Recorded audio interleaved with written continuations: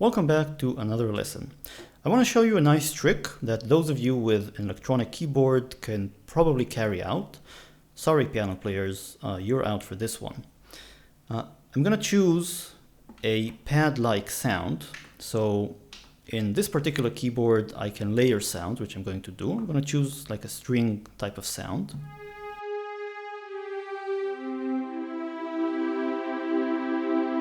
It just works better for this type of sounds.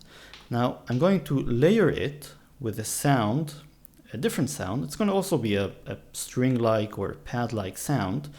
But the thing is that this sound is going to be transposed a perfect fourth down or a perfect fifth up, which is pretty much the same. So in this particular keyboard, what I do is I navigate to a particular menu, and I can take this sound and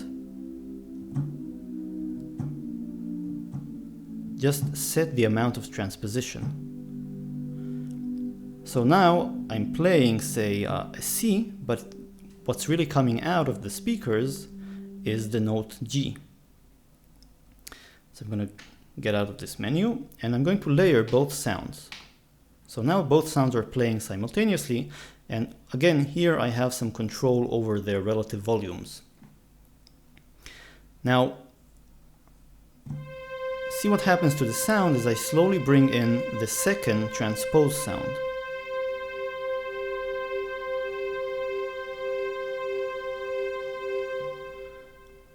Okay, so it gave it a sort of additional quality.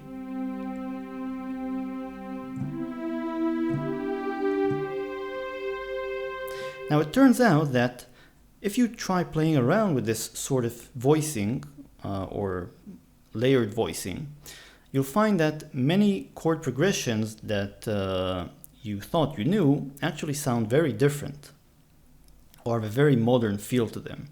This is sort of an acquired taste. Some of you may hear it and not like it that much, but some of you might actually like it quite a lot, and I'm going to just play a few voicings and we'll see what works and what doesn't. So I'm going to actually dial out the additional sound and let's just play a C.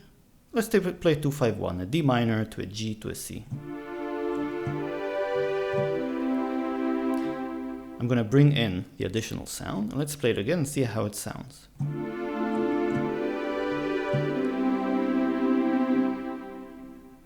So not very good.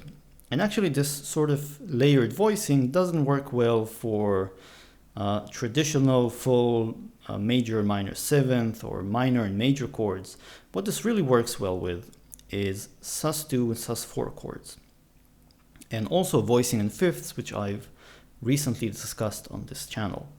And let me just play something for you and you can get a hang of it.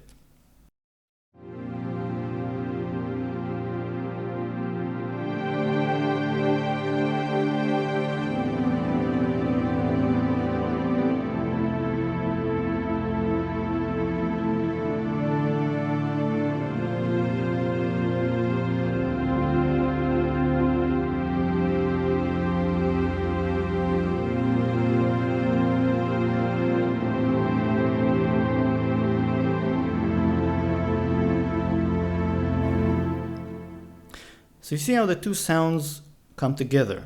I'm going to just play it without the layering so you can sort of get the contrast. Just a few bars. Here's without.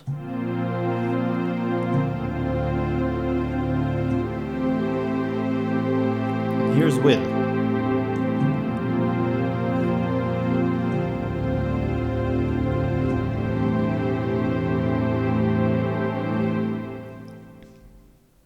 Now, even though I said that you shouldn't play these full major and minor chords, it is interesting to just play around and see if you can get something pleasing out of it. And I personally find that you actually can. Again, it's an acquired taste. Let's just say, let's play an E flat, a major over an A flat, E flat fifth in the left hand.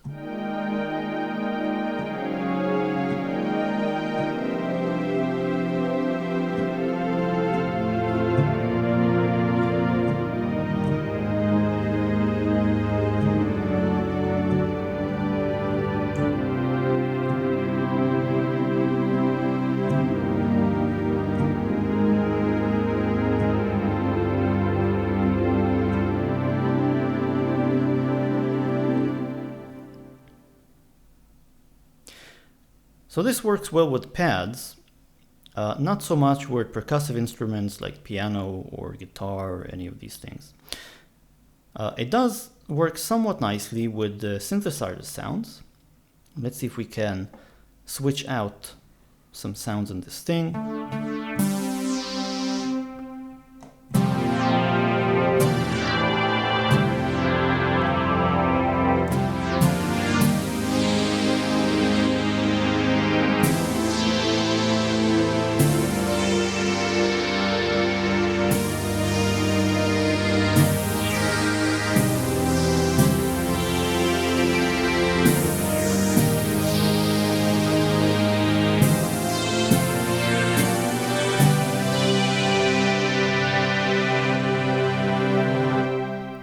Let's also try and swap the upper sound for something a bit more synth sounding.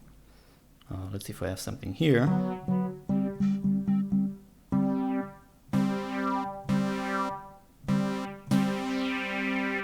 Okay, I'll maybe change the lower one as well.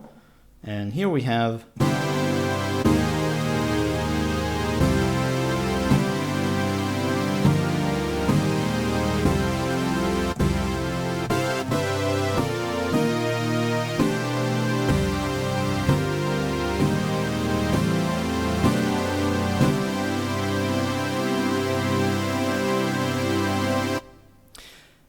so whatever I played, the fifths, this kind of additional layering that is a fourth down or a fifth up, gives it an additional layer of complexity. So it makes it sound even more complicated. You have to be a bit careful with this sort of thing because you don't want to get harmonies that are, or too many clashing notes.